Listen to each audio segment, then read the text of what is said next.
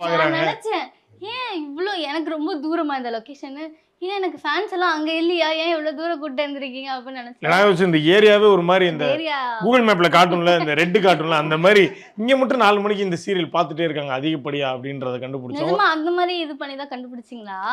ஆமா, எங்க ஒரு பெரிய டெக்னிக்கல் டீமே இருக்கு. ஓ அந்த மாதிரி ஓகே, எப்படி இவங்கெல்லாம் தமிழ் செல்வி நம்பினாங்களோ அந்த மாதிரி நீங்க என்னை நம்பி தான் ஆகணும். ஓகே, ஸோ நீங்க சொல்ல இந்த சீனே பயங்கர ஒரு மாதிரி பெக்குலியரா இருந்துச்சு. கேமரா ஆங்கிள்லாம் போக ஒரு மாதிரி. இந்த சீன் மேக்கிங் பத்தி சொல்லுங்க. அதுல எனக்கு தான் ரொம்ப டஃப்பா இருந்தது. எனக்கு இந்த பாட்டு சின்ன வயசுல கேட்டிருக்கேன்.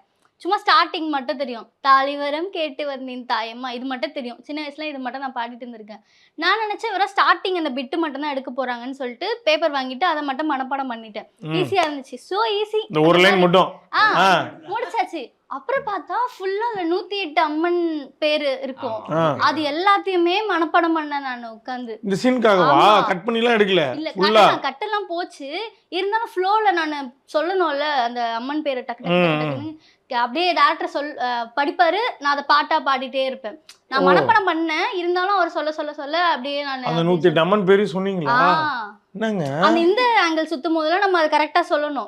இப்படின்னு வரப்பெல்லாம் நம்மளுக்கு ஒன்னொன்னா தான் அம்மன் பேரை சொல்லி எடுத்தாங்க. அந்த ரவுண்டா போறப்ப ஒரு 15 அம்மன் பேரு லைனா சொல்லணும். அது அப்படியே டைரக்டர் படிச்சாரு டக்கு டக்குன்னு நான் சொன்னேன். அப்படியே கேமரா அப்படி சுத்தி அப்படியே வந்து நிக்கும். கேமராமேன் சூப்பரா பண்ணிருப்பாரு இந்த சீனை.